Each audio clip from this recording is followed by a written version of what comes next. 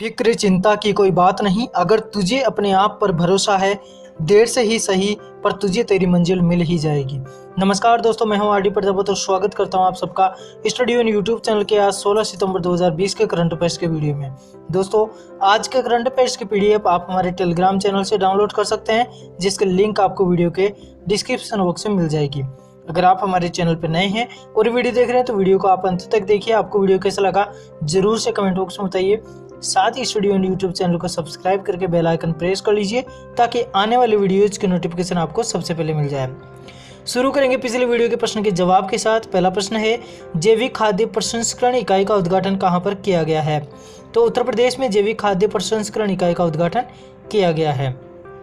अगला प्रश्न है, हाल ही में किस रेलवे स्टेशन का नाम बदलकर श्री सिद्धरूदा स्वामी जी रेलवे स्टेशन कर दिया गया है? तो कर्नाटक में स्थित हुबली रेलवे स्टेशन का नाम बदल दिया गया और अब कर दिया गया है श्री सिद्धरूदा स्वामी जी रेलवे स्टेशन। अब रिवीजन करेंगे पिछले वीडियो के प्रश्नों का। पहला प्रश्न है, सामाजिक कार्यकर्ता और देश के नेता स्वामी अग्निवेश का हाल ही में निधन हो गया। तो आर्य समाज के ये नेता थे और इनका हाल ही में निधन हो गया है, जिनका नाम क्या था? अग्निवेश, स्वामी अग्निवेश। अगला प्रश्न है, G20 देशों के श्रम और रोजगार मंत्रियों की आभासी बैठक में भारत का प्रतिनिधित्व किसने किया है? तो केंद्रीय श्रम और रोजगार मंत्री संतोष गंगवार ने जो G20 देशों की बैठक हुई थी, आभासी बैठक हुई थी, उसमें भारत का प्रतिनिधित्व किया था। अगला प्रश्न है, किस भारतीय राज्य को DPIIT के स्टेट्स स्टार्टअप रैंकिंग फ्रेमवर्क 2019 में सर्वश्रेष्ठ प्रदर्शन करने वाले राज्य के रूप में स्थान दिया गया है? तो DPIIT में गुजरात ने पहला स्थान प्राप्त किया है और ये स्टार्टअप रैंकिंग थी, स्टार्टअप रैंकिंग फ्रेमवर्क 2019। अगला प्रश्न है, किस देश ने अपने नागरिक अलार्म सिस्टम का पहला राष्ट्रव्यापी परीक्षण किया है? तो जर्मनी देश के द्वारा अभी शीत युद्ध वहां पर समाप्त हुआ है और उसी के साथ में अब नागरिक अलार्म सिस्टम का वहां पर पहला राष्ट्रव्यापी परीक्षण किया गया है ताकि किसी भी इमरजेंसी होने पर वहां पर अनाउंस किया जा सके। अगला प्रश्न है, किस भारतीय राज्य ने राज्य में MSMEs को सहायता प्रदान करने के लिए सिडबी के साथ भागीदारी की है? तो राजस्थान सरकार ने MSMEs जो है उद्योग हैं उनको सहायता प्रदान करने के लिए सिडबी के साथ भागीदारी की है। अगला प्रश्न है, किस सोशल मीडिया प्लेटफॉर्म ने आत्महत्या को रोकने के लिए देयर इज हेल्प नाम से एक सर्च प्रॉम्प्ट शुरू किया है? तो ट्विटर के द्वारा देयर इज हेल्प नामक एक जो है प्रॉम्प्ट शुरू किया गया है और ये किस लिए शुरू किया गया? ताकि आत्महत्याओं को रोका जा सके, लोगों को जागरूक किया जा सके। अगला प्रश्न है, किस देश द्वारा ओमान सागर में जोल्फाग्र 1999 नाम का एक नौसैनिक अभ्यास शुरू किया जा रहा है?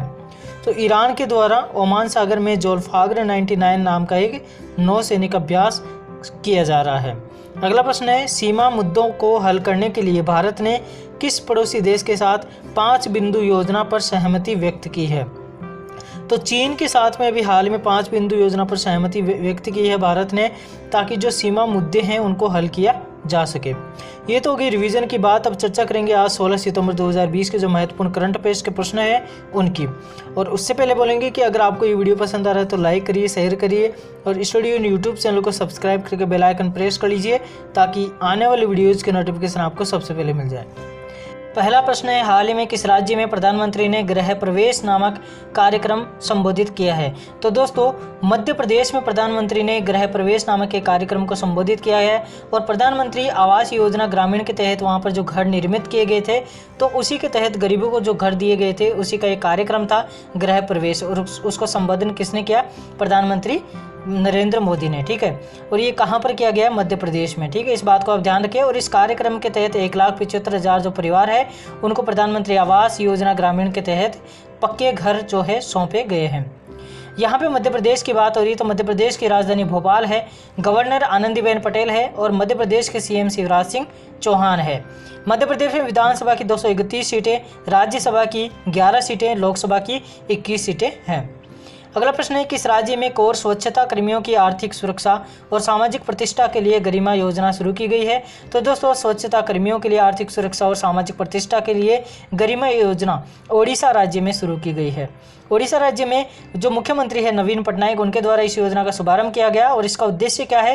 राज्य में जो कोर स्वच्छता कर्मी है उनको आर्थिक सुरक्षा और सामाजिक प्रतिष्ठा सुनिश्चित करना।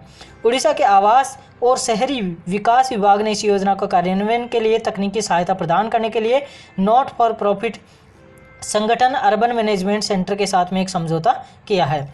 ओडिशा में ये योजना शुरू की गई है गरिमा, और इस योजना के तहत क्या किया जाएगा? जो स्वच्छता कर्मी है उनको जो आर्थिक रूप से मजबूती उनको दी जाएगी, सहायता प्रदान की जाएगी। दोस्तों, ओडिशा की राजधानी भुवनेश्वर है, गवर्नर गणेशी लाल है, ओडिशा के सीएम नवीन पटनायक है और विधानसभा की 147 सीटें तथा ओडिशा में राज्यसभा की 10 और लोकसभा की 20 सीटें हैं। अगला प्रश्न है, भारतीय रेटिंग्स एजेंसी केयर रेटिंग्स ने वित्त वर्ष 2020-21 में भारत की जीडीपी किस रेंज में नेगेटिव रहने का अनुमान जताया? तो भारत की जो कंपनी है केयर रेटिंग्स, और उसने जो है वित्त वर्ष 2020-21 के लिए भारत की जीडीपी दर कितनी नेगेटिव रहने की रेंज बताई है? तो 8 से 8.2% की नेगेटिव रेंज में बताया गया है कि 2020 से 2021 के बीच में भारत की जो जीडीपी है वो इस तरह से वेरी करेगी, 8 से 8.25 नेगेटिव प्रतिशत। ठीक है, इसके बारे में चर्चा करें तो ये जो अनुमान है इसके पहले जारी किए गए -6.4% से अधिक है। तो पहले कितना जारी किया गया था? भारतीय जो रेटिंग एजेंसी है केयर रेटिंग्स, उसके द्वारा तो -6.4 बताया गया था और अब बताया जा रहा है माइनस में 8 से -8.2%। दोस्तों, इससे पहले हमने एक प्रश्न पढ़ा था, आज ही कल वाले वीडियो में पढ़ा था, तो जो मूडीज एजेंसी है उसने भी बताया है कि भारत की जो जीडीपी दर है 2020-21 के वित्त वर्ष के लिए कितनी रहेगी? नेगेटिव में, यानी कि ऋणात्मक तरीके से 11.5% रहने वाली है। यहाँ पर भारतीय रेटिंग एजेंसी केयर रेटिंग्स की बात करें तो स्थापना 1993 में हुई थी और हेडक्वार्टर मुंबई महाराष्ट्र में स्थित है। अगला प्रश्न है, हाल ही में किसे भारतीय विज्ञापन मानक परिषद यानी कि स्टैंडर्ड्स काउंसिल ऑफ इंडिया के बोर्ड ऑफ गवर्नर्स का चेयरमैन चुना गया है? तो सुभाष कामत को जो भारतीय विज्ञापन मानक परिषद है उसके बोर्ड ऑफ गवर्नर्स का चेयरमैन यानी कि अध्यक्ष चुना गया है। ASCI के उपाध्यक्ष के पद पर ये कार्य कर रहे थे कामत, और अब जो है ये सोनी पिक्चर्स नेटवर्क्स के जो अध्यक्ष है रोहित कुमार गुप्ता उनका स्थान लेंगे। दोस्तों, इसके अलावा जनसंपर्क फर्म केचफ संपर्क प्राइवेट लिमिटेड में जो प्रबंध निदेशक है NS राजन, उनको वाइस चेयरमैन बनाया गया है, और जो मेडी ब्रांड्स इंडिया प्राइवेट लिमिटेड के मुख्य कार्यकारी अधिकारी है शशिधर सिंघा, उनको पुनः मानद कोषाध्यक्ष चुना गया है। तो याद रखें 3 पोस्ट यहाँ पर अभी जो है डेवलप की गई है। अध्यक्ष तो कौन बने हैं? सुभाष कामत, और वाइस चेयरमैन कौन बने हैं? NS राजन, और जो कोषाध्यक्ष बनाए गए हैं वो बने हैं शशिधर सिंघा। अगला प्रश्न है, हाल ही में किसने 2020 US ओपन टेनिस टूर्नामेंट में वीमेन सिंगल का खिताब जीता है? तो जो जापान की खिलाड़ी है नाओमी ओसाका, उन्होंने 2020 US open tennis tournament women single का खिताब जीता, और जो ये टूर्नामेंट हुआ था उसमें बेलारूस की खिलाड़ी थी विक्टोरिया अजारेंका, उसको उन्होंने हरा दिया और वीमेन सिंगल का खिताब जीत लिया। वर्ल्ड की 4 नंबर की ओसाका का यह तीसरा ग्रैंड स्लैम खिताब है। ओसाका ने इससे पहले 2018 में US ओपन और 2019 में ऑस्ट्रेलिया ओपन में भी खिताब जीता था। वह 3 ग्रैंड स्लैम एकल खिताब जीतने वाली पहली एशियाई खिलाड़ी बनी है, और इस जीत के साथ में ओसाका विश्व रैंकिंग में तीसरे नंबर पर पहुंच गई है। तो पहले चौथे नंबर पर थी, अब जो है ये खिताब जीतने के बाद में वह विश्व रैंकिंग में तीसरे नंबर पर आ गई है। अगला प्रश्न है, प्रतिवर्ष हिंदी दिवस कब मनाया जाता है? तो प्रतिवर्ष जो है 12 सितंबर। अगला प्रश्न है, प्रतिवर्ष हिंदी दिवस कब मनाया जाता है? तो प्रतिवर्ष 14 सितंबर को हिंदी दिवस मनाया जाता है। चर्चा करें इसके बारे में तो हर वर्ष 14 सितंबर को देश भर में भारत के आधिकारिक भाषा के रूप में हिंदी का प्रचार प्रसार करने के लिए हिंदी दिवस मनाया जाता है। भारतीय संविधान के अनुच्छेद 343 के तहत हिंदी को राजभाषा का दर्जा दिया गया था। पहला हिंदी दिवस 14 सितंबर 1953 को मनाया गया था, और पंडित जवाहरलाल नेहरू जो थे उस टाइम पे प्रधानमंत्री थे, और उन्होंने इस दिन को जो है देश में हिंदी दिवस के रूप में मनाने की घोषणा की थी। हिंदी जो है दुनिया की 4थी सबसे ज़्यादा बोली जाने वाली भाषा है दोस्तों। ठीक है, इस बात का ज़रूर से ध्यान रखें। और हिंदी दिवस कब मनाया जाता है? प्रतिवर्ष 14 सितंबर को मनाया जाता है। अगला प्रश्न है, हाल ही में किस पार्टी के दिग्गज नेता पूर्व केंद्रीय मंत्री रघुवंश प्रसाद का निधन हो गया? तो राष्ट्रीय जनता दल के ये नेता थे और ये पूर्व केंद्रीय मंत्री भी थे जिनका हाल ही में निधन हो गया, जिनका नाम क्या था? रघुवंश प्रसाद। वे 15वीं लोकसभा के सदस्य थे और बिहार के वैशाली निर्वाचन क्षेत्र का प्रतिनिधित्व करते थे। सिंह ने प्रधानमंत्री मनमोहन सिंह के मंत्रिमंडल में केंद्रीय ग्रामीण विकास मंत्री के रूप में भी कार्य किया था। ठीक है, तो इस बात को जरूर से ध्यान रखें। अगला प्रश्न है, हाल ही में भारत का सबसे बड़ा पिगरी मिशन कहाँ लॉन्च किया गया है? तो याद रखना है इस बात को, मेघालय में पिगरी मिशन लॉन्च किया गया है और जो कि भारत का सबसे बड़ा पिगरी मिशन होगा। ठीक है, इसके बारे में चर्चा करें तो मेघालय सरकार ने 209 करोड़ रुपये इसके लिए कुल लागत बताई है, खर्च किया है और भारत का ये सबसे बड़ा पिगरी मिशन है जो कि लॉन्च किया गया है।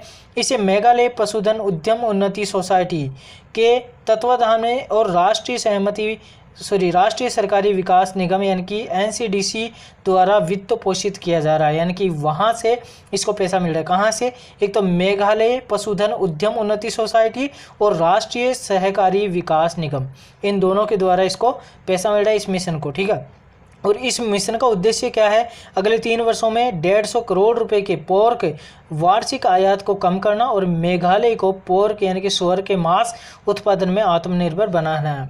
क्योंकि मेघालय में जो है सूअर का मांस खाया जाता है, तो वहाँ पर आयात किया जाता है इस मांस को, तो वहाँ पर आत्मनिर्भरता बनाने के लिए यानी कि सूअर पालन को बढ़ावा देने के लिए जो है पिगरी मिशन लॉन्च किया गया, जो कि भारत का सबसे बड़ा पिगरी मिशन है। ठीक है, और उसके लिए 209 करोड़ रुपए खर्च किए जाएंगे। मेघालय की बात करें तो शिलांग राजधानी है और मेघालय में विधानसभा की 60 सीटें, राज्यसभा की 1 और लोकसभा की 1 सीटें हैं। मेघालय के वर्तमान में CM है कॉनराड संगमा और गवर्नर कौन है? सत्यपाल मलिक। दोस्तों, सत्यपाल मलिक गोवा के पहले जो है इससे पहले गोवा के जो है राज्यपाल थे और उनका ट्रांसफ़र हुआ और अब वे मेघालय के राज्यपाल बन गए हैं। अगला प्रश्न है, यूनिसेफ ने बच्चों के बाल अधिकार अभियान के लिए किसे अपना सेलिब्रिटी अधिवक्ता बनाया है? तो यूनिसेफ ने बच्चों के बाल अधिकार अभियान के लिए आयुष्मान खुराना को सेलिब्रिटी अधिवक्ता बनाया है। चर्चा करें इस प्रश्न के बारे में तो संयुक्त राष्ट्र बाल कोष यानी कि यूनाइटेड नेशंस चिल्ड्रन फंड यानी कि यूनिसेफ ने बॉलीवुड अभिनेता आयुष्मान खुराना को बच्चों के अधिकार के लिए चलाए जा रहे अभियान फॉर एवरी चाइल्ड के लिए अपना सेलिब्रिटी एडवोकेट यानी कि सेलिब्रिटी अधिवक्ता नियुक्त किया है। वह भारत में पहल की दिशा पर काम करेंगे। वह बच्चों के खिलाफ जो हिंसा हो रही है उसको रोकने के लिए यूनिसेफ के प्रयासों का समर्थन करेंगे, क्योंकि वर्तमान में विशेष रूप से कोविड-19 विस्तारित तालाबंदी और महामारी के सामाजिक आर्थिक प्रभावों के कारण जो है बच्चों के खिलाफ कई हिंसाएं हो रही है और उनके साथ में कई दुर्घटनाएं घट रही है। उसी के कारण जो है यूनिसेफ ने इस तरह का कदम उठाया और बच्चों के बाल अधिकार के लिए एक अभियान चलाया जिसका नाम क्या है? फॉर एवरी चाइल्ड, और उसके लिए सेलिब्रिटी अधिवक्ता किसको नियुक्त किया गया है? आयुष्मान खुराना को। अगला प्रश्न है, अमेरिका ने किस देश के साथ हिंद प्रशांत क्षेत्र में शांति के लिए रक्षा सहयोग समझौते पर हस्ताक्षर किए हैं? तो अमेरिका ने मालदीव देश के साथ में हिंद प्रशांत क्षेत्र में शांति के लिए रक्षा सहयोग समझौते पर हस्ताक्षर किए हैं। इसके बारे में चर्चा करें तो हिंद महासागर में शांति और सुरक्षा सुनिश्चित करने के उद्देश्य से अमेरिका ने मालदीव के साथ रक्षा सहयोग को लेकर के समझौता किया है। ये रूपरेखा हिंद महासागर में शांति व सुरक्षा सुनिश्चित करने के उद्देश्य से दोनों देशों के गहरे संबंध और सहयोग को निर्धारित करने के साथ ही रक्षा साझेदारी की दिशा में आगे की तरफ बढ़ाया गया एक महत्वपूर्ण कदम होगा। ठीक है, तो इस बात को आप जरूर से ध्यान रखें कि मालदीव और अमेरिका के बीच में ये रक्षा सहयोग हस्ताक्षर किए गए हैं और ये किस लिए किए गए हैं? तो हिंद प्रशांत क्षेत्र में शांति को कायम करने के लिए किए गए हैं। आपके लिए प्रश्न है, हाल ही में विश्व प्राथमिक उपचार दिवस कब मनाया गया है? और अगला प्रश्न है, एरो इंडिया का 13वां संस्करण कहां पर आयोजित किया जाएगा? इन दोनों प्रश्नों का जवाब आपको कमेंट बॉक्स में पूरी डिटेल के साथ में देना है। जितना आप लिख सकते हैं उतना लिखिए। ठीक है दोस्तों, इसी के साथ में जो है आज के करंट अफेयर्स का सेशन समाप्त होता है। आपको ये वीडियो कैसा लगा जरूर से कमेंट बॉक्स में बताइए। पसंद आया तो लाइक करिए, शेयर करिए और स्टूडियो यूट्यूब चैनल को सब्सक्राइब करके बेल आइकन जरूर से प्रेस कर लीजिए। ठीक है दोस्तों, थैंक यू सो मच। जय हिंद, जय भारत।